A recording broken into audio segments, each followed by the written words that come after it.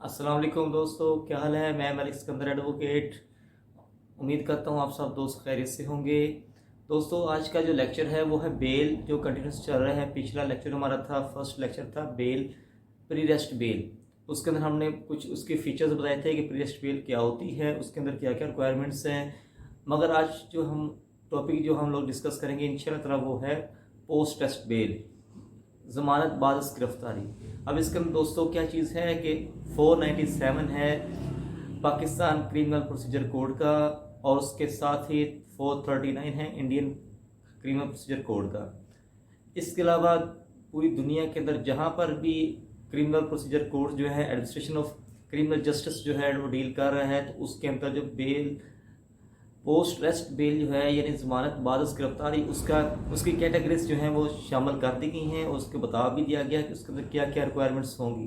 दोस्तों, सबसे बेहतर और मेयारी चीज़ें जो बताई गई हैं वो ये है जो अक्यूज़ की फेवर में है, क्योंकि कानून में ये है कि अक्यूज़ जो है वो फेवरेट चाइल्ड है।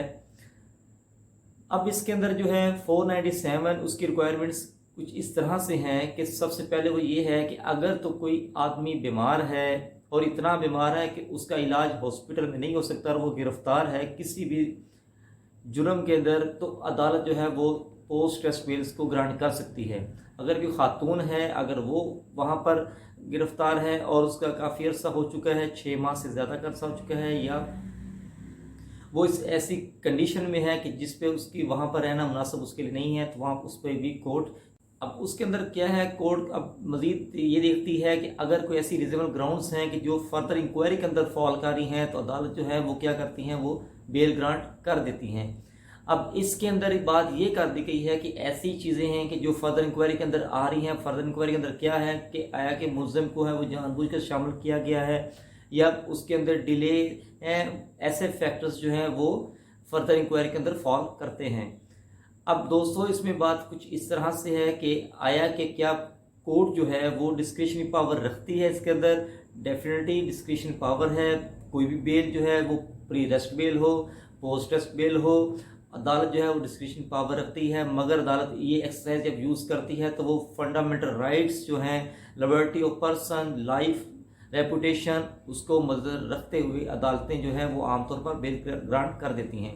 अब इसके अंदर दोस्तों क्या बात है कि 497 के अंदर जब हम लोग बेल अप्लाई करते हैं तो उसके अंदर हमने क्या करना होता है, एक एप्लीकेशन मूव करनी होती है बेल की 497 के तहत, जिसके अंदर हमने मुकम्मल अपनी ग्राउंड्स बतानी होती हैं। उसके साथ साथ क्या होता है दोस्तों कि एफिडेविट इसमें लगाने की ज़रूरत नहीं होती है, क्योंकि ऑलरेडी ही कस्टडी में होता है मुलजिम। 498 जब प्री रेस्ट बेल करते हैं उसमें हम लोग एफिडेविट लगाते हैं, 497 के अंदर हम लोग एफिडेविट नहीं लगाते हैं। आया कि ये चाहे हाई कोर्ट के अंदर हो या कोर्ट ऑफ सेशन या ट्रायल कोर्ट, जो भी कंसर्न कोर्ट हो, वहाँ पर भी हम लोग जब ये अप्लाई करते हैं तो एफिडेविट लगाने की ज़रूरत नहीं पड़ती। अब बेल होती क्या है? बेसिकली बेल का मतलब है ज़मानत की अदालतें जो है वो सेटिस्फेक्शन अपनी करती हैं कि ये मुलज़म जो है ये कोर्ट में जब भी उसको तलब किया जाएगा, उसकी ज़रूरत होगी तो वो आ सके और ट्रायल का सामना कर सके, तो इसलिए अदालतें जो हैं वो बेल ग्रांट करती हैं। अब इसके अंदर मुलज़म की जो है वो माली हैसियत को भी देखा जाता है। हाई कोर्ट के अंदर ये देखा अक्सर जाता है कि लाख रुपए के मचलके होते हैं, मगर जब नीचे देखते हैं तो 50,000 के मचलके होते हैं। मगर जैसे जैसे डिफरेंट केसेस होंगे उसके अंदर हम लोग मुख्तलिफ किस्म के मचलके देखने को मिलते हैं और देखते भी हैं हम लोग।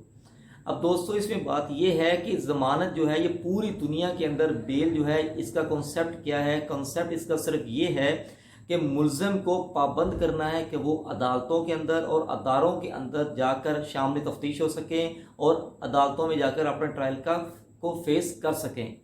इसके अंदर मुख्तलिफ किस्म की सुप्रीयर कोर्ट्स ने जो है वो जजमेंट्स दी हुई हैं, मुख्तलिफ मुल्कों की अदालतों ने इस पर जजमेंट्स दी हुई हैं। हमारे पाकिस्तान की मुख्तलिफ अदालतों ने इसके ऊपर जजमेंट्स दे दी गई हैं। सुप्रीम कोर्ट ऑफ पाकिस्तान जो है उसने बेतहाशा इसके ऊपर जजमेंट्स दे दी गई हैं कि ये राइट जो है ये लाजमी दिया जाएगा मुलज़िम को कि वो अगर ऐसा मुलज़िम को जो हकदार है बेल का तो उसको लाजमी बेल ग्रांट की जाए।